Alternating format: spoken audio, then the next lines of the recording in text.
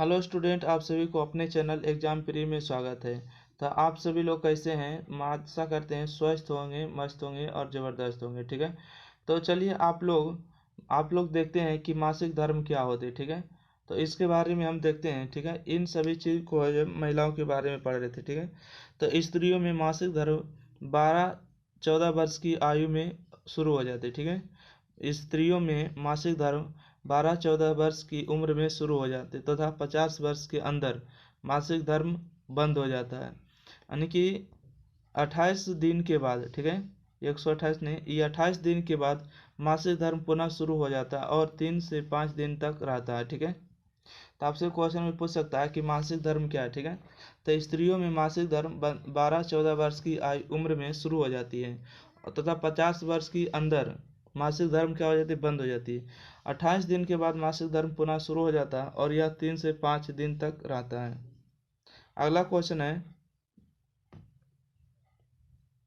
जनन रोग क्या का वर्णन करें। ठीक है, जनन रोग का वर्णन करें, तो आपका आंसर होगा जनन अंगों में होने वाले रोग को यौन रोग कहते हैं। ठीक है, जनन अंग में होने वाले रोग को यौन रोग कहते हैं, यौन रोग कहते हैं। यह रोग कई प्रकार से फैलता है, जैसे संक्रमण से, संभोग के द्वारा, अपनी लापरवाही से।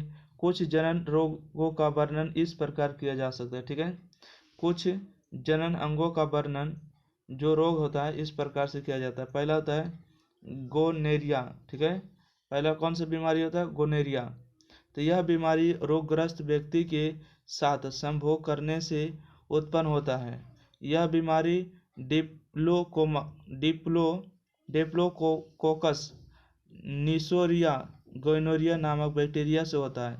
इस बीमारी में पेशाब करते समय जलन एवं मवाद आता है। यह स्त्री पुरुष दोनों को होता है। ठीक है, अगला बीमारी होता है सिफिलिस। ठीक है, दूसरा बीमारी क्या है? सिफिलिस बीमारी। तो यह बीमारी सिफिलिस रोग से पीड़ित स्त्री और पुरुष के साथ संभोग करने से उत्पन्न होता है। ठीक है, यह बीमारी सिफिलिस रोग से पीड़ित, ठीक है, यह बीमारी सिफिलिस रोग से पीड़ित स्त्री और पुरुष के साथ संभोग करने से उत्पन्न होता है। यह बीमारी यानी कि ट्रेपोनियोपेडिडम बैक्टीरिया के द्वारा उत्पन्न होता है। ठीक है, ट्रेपोनिया पैलिडम के बैक्टीरिया के द्वारा उत्पन्न होता है।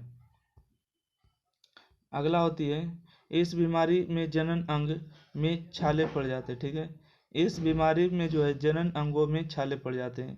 अगला होता है एड्स रोग। ठीक है, अगला कौन सा बीमारी होता है? एड्स रोग। एड्स रोग, तो इस बीमारी को एक्वायर्ड इम्यूनोडेफिशिएंसी सिंड्रोम कहते हैं।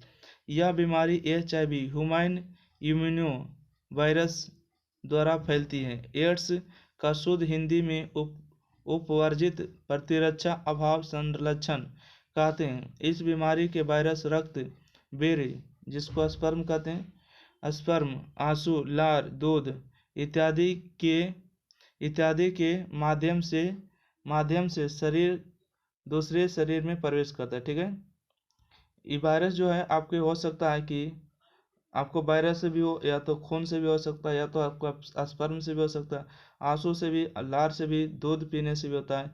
इन सभी के माध्यम से जो है एक दूसरे के शरीर में क्या होते हैं? प्रवेश कर जाते हैं।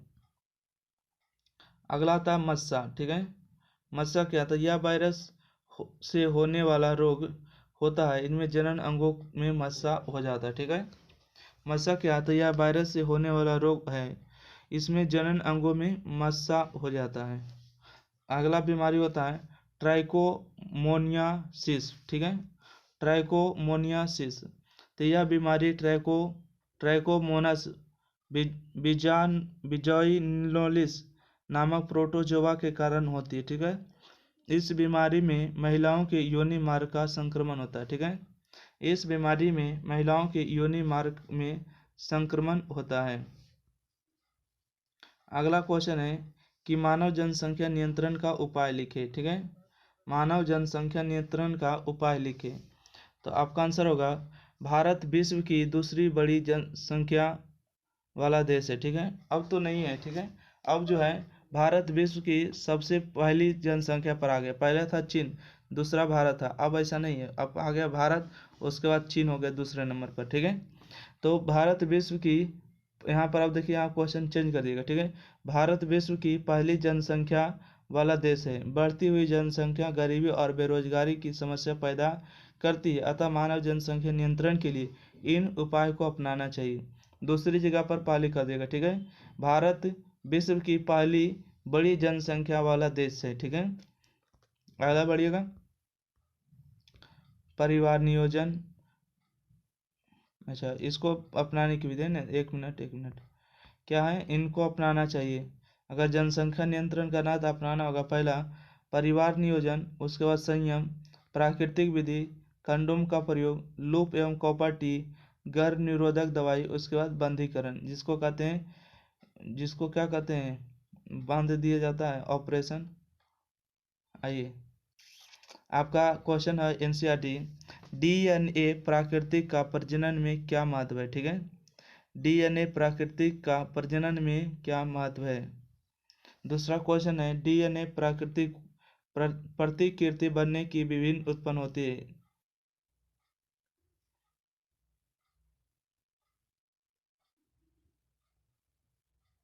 आइए, यहाँ से क्वेश्चन आपको स्टार्ट होता है, ठीक है, कि द्विखंडन बहुखंडन से किस प्रकार भिन्न है, ठीक है। द्विखंडन बहुखंडन से किस प्रकार भिन्न है।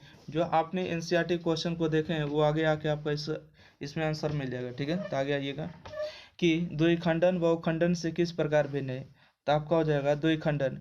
तो इस विधि में एक कोशिका दो अनुजान अनुजान तो कोशिका में समान रूप से विभाजित होती है। यह समान कोशिका परिस्थितियों में होता है, ठीक है। पहला पॉइंट है कि इस विधि में एक कोशिका दो अनुजात कोशिकाओं में समान रूप से विभाजित होती है। दूसरा है कि यह समान परिस्थितियों में होता है। तीसरा है कि यह एक ही तल में होता है, ठीक है। यह जो है एक तल में होता है। बहुखंडन, ठीक है।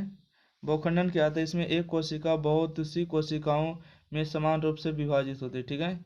इसमें जो है, इसमें एक कोशिका बहुत सी कोशिकाओं में समान रूप से विभाजित होती है। यह विषम परिस्थितियों के उपरांत होता है। तीसरा है यह विभिन्न तलों में होता है। अगला क्वेश्चन है कि बीजाणु जनन से जीव किस तरह यानी कि लाभान्वित होती है, ठीक है। बीजाणु जनन से जीव किस तरह लाभान्वित होते हैं, मतलब लाभ होता है। तो आंसर होगा बीजाणु जनन एकल जीव में बहुआत से पाए जाने वाली अलैंगिक जनन की विधि है। इसके साथ एक साथ कई विषाणु विकसित होते हैं। जो बीजाणु धोरनी के फटने पर दूर दूर तक उड़कर चले जाते हैं, वहाँ वे पुनः नए नए जीवों का उत्पन्न करते हैं। इस तरह जीवों की आबादी अचानक बढ़ती है तथा कुछ जीवाणुओं को नष्ट हो जाने पर भी स्पीज का अस्तित्व बना रहता है। अगला क्वेश्चन है कि क्या आप कुछ कारण सोच सकते हैं, ठीक है। क्या आप कुछ कारण सोच सकते हैं जिससे पता चलता है कि जटिल संरचना वाले जीव पुनरुद्भवन द्वारा नई संतति उत्पन्न नहीं कर सकते हैं। तो आंसर होगा पुनरुद्भवन विशिष्ट कोशिकाओं द्वारा ही संभव है। जटिल संरचना वाले जीव में विभिन्न प्रकार की कोशिकाएं पाई जाती है जो अलग अलग कार्यों के लिए उपयुक्त होती हैं। इनकी कोशिकाओं में ऐसी क्षमताएं नहीं पाई जाती है कि ये प्राकृतिक दशाओं में विभाजित होकर अलग अलग अंगों में रचना कर सके। अगला क्वेश्चन है कि कुछ पौधे को उगाने के लिए कायिक प्रबंध का उपयोग क्यों किया जाता है, ठीक है। कुछ पौधे को उगाने के लिए कायिक प्रबंध का उपयोग क्यों किया जाता है। तो आंसर होगा कुछ पौधे को उगाने के लिए कायिक प्रबंध का उपयोग किया जाता है। पहला है क्योंकि ऐसे पौधे में शरीर के वर्धी भागों के माध्यम से नए पौधे उत्पन्न करने की क्षमता होती है, ठीक है। क्योंकि ऐसे पौधे में शरीरों के वर्धी भागों में माध्यम से नए पौधे उत्पन्न करने की क्षमता होती है। तीसरा पॉइंट है कि कायिक प्रबंधन द्वारा विकसित किए गए किए गए पौधे में फूल और फल जल्दी आ जाते हैं। ठीक है। तीसरा पॉइंट है कायिक प्रबंधन द्वारा उगाए गए पौधे में सभी पैतृक क्षमताएं पाई जाती है। ठीक है। जैसे आप समझ सकते हैं गन्ना हो गया, आलू हो गया, प्याज हो गई, सब क्या है, कायिक प्रबंधन है। अगला क्वेश्चन है कि डीएनए की प्राकृतिक प्रतिकृति बनाना जनन के लिए आवश्यक है, क्यों? ठीक है। डीएनए की प्रतिकृति बनाना, ठीक है, प्रतिकृति बनाना जनन के लिए आवश्यक है, क्यों? तो आपका आंसर होगा डीएनए अणुओं में शरीर की डिजाइन, कायिकी आदि से संबंधित महत्वपूर्ण सूचनाएं होती है। ठीक है। सभी सूचनाएं किस में होती है? तो डीएनए में होती है, जिनके अनुसार शरीर की वृद्धि और विकास होता है। डीएनए प्रतिकृति बनाने में नई कोशिका में भी एक डीएनए चला जाता है तथा वह पूर्ण जीव के रूप में विकसित हो जाता है अथवा उसके विकास में योगदान दे सकते हैं। डीएनए के बिना कोशिका जीवित नहीं रह सकते। ठीक है। डीएनए के बिना कोशिका जीवित नहीं रह सकती। अगला क्वेश्चन आते हैं कि परागण क्रिया निषेचन से किस प्रकार भिन्न है? ठीक है। परागण क्रिया निषेचन से किस प्रकार भिन्न है? तो आप आंसर होगा परागण क्रिया में परागण मादा जनन अंग स्त्री केसर के वर्तिकाग्र तक पहुंचाते हैं, परंतु निषेचन क्रिया में दो नर युग्मक स्त्री केसर के अंडाशय में उपस्थित मादा युग्मक से संयुक्त होते हैं और युग्मनज बनाते हैं। ठीक है। और क्या बनाते हैं? युग्मनज बनाते हैं। अगला क्वेश्चन है कि शुक्राशय एवं प्रोटेस्ट ग्रंथि की क्या भूमिका है? ठीक है। शुक्राशय एवं प्रोटेस्ट ग्रंथि की क्या भूमिका है? तो आंसर होगा शुक्राशय में शुक्राशय द्रव का स्राव होता है। यह शुक्राशय को पोषण प्रदान करता है एवं उसकी गति के माध्यम और उनके गति के लिए माध्यम का कार्य करता है। प्रोस्टेस्ट भी एक द्रव का स्राव करता है जो बीज के निर्माण में बड़ी भूमिका होती है, जो बीज के निर्माण में बड़ी भूमिका निभाती है। अर्थात शुक्राशय एवं प्रोस्टेस्ट ग्रंथि मिलकर बीज का निर्माण करता है जिससे शुक्राणु को पोषण प्राप्त होता है। अगला क्वेश्चन है कि यौवन आरंभ के समय लड़कियों में कौन कौन से परिवर्तन दिखाई देते हैं? ठीक है। यानी कि यौवन आरंभ के समय लड़कियों में कौन से परिवर्तन दिखाई देते हैं? तब आंसर होगा यौवन आरंभ के समय लड़कियों में कई प्रकार की परिवर्तन दिखाई देते हैं।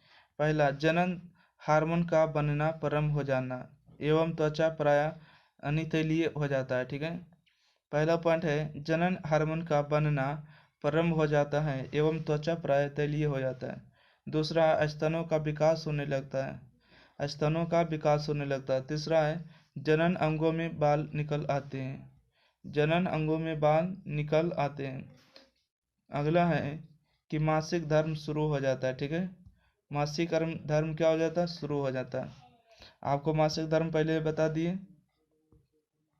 अगला क्वेश्चन है कि माँ के शरीर में गर्भ अवस्था भ्रूण को पोषण किस प्रकार प्राप्त होता है? ठीक है। माँ के शरीर में गर्भावस्था भ्रूण को पोषण किस प्रकार प्राप्त होते हैं? तो आंसर होगा आपको कि गर्भ अवस्था भ्रूण को माँ के रक्त से पोषण प्राप्त होता है। भ्रूण प्लेसेंटा के द्वारा माँ के गर्भ से जुड़ा रहता है। प्लेसेंटा का एक सिरा माँ के गर्भाशय में धंसा रहता है जो रक्त कोशिकाओं से जुड़ा होता है। माँ के रक्त में उपस्थित ग्लूकोज O2 तथा अन्य पोषक पदार्थ अवशोषित कर प्लेसेंटा से होते हुए रक्त के साथ भ्रूण में पहुंचते हैं। अगला क्वेश्चन है कि यदि कोई महिला कॉपर टी का प्रयोग कर रही है तो क्या यह उसकी यौवन संचारित रोग से रक्षा करेगा? ठीक है। यदि कोई महिला कॉपर टी का प्रयोग करे, कॉपर टी क्या है? तो गर्भ निरोधक है। ठीक है। मतलब यदि कोई महिला कॉपर टी का प्रयोग कर रही है तो क्या यह उनकी यौवन संचारित रोग की रक्षा करेगा? तो आंसर होगा कॉपर टी का प्रयोग द्वारा गर्भधारण को रोका जा सकता है, परंतु यौन रोग को पुनः नहीं रोका जा सकता है। अगला आपको ऑब्जेक्टिव स्टार्ट होता है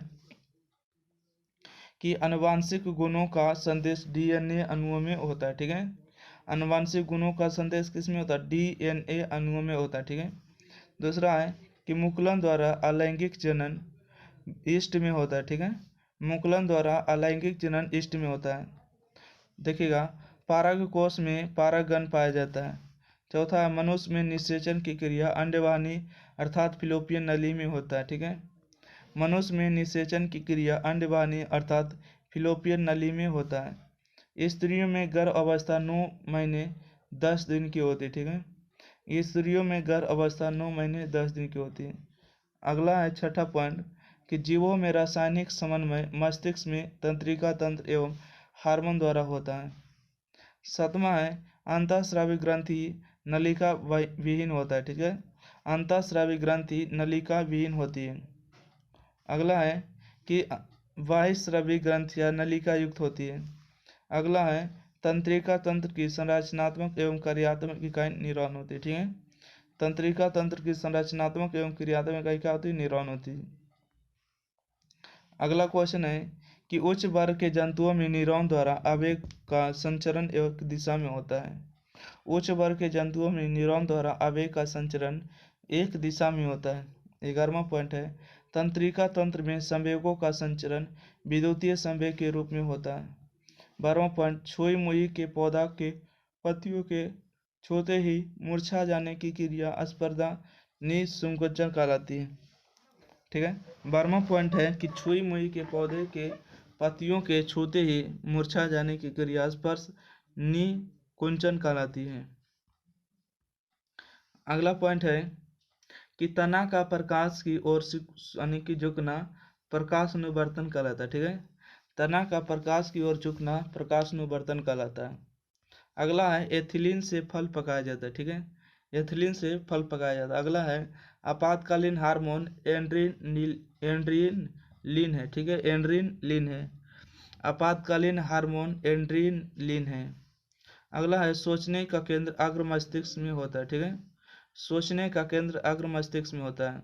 सातवां है मेरुरज्जु द्वारा प्रतिवर्ती क्रियाएं नियंत्रित होती है। ठीक है, मेरुरज्जु द्वारा प्रतिवर्ती क्रियाएं नियंत्रित होती है।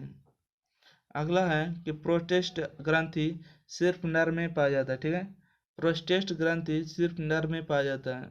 19 में मासिक धर्म 28 दिन का होता है। ठीक है, मासिक धर्म जो है 28 दिन का होता है।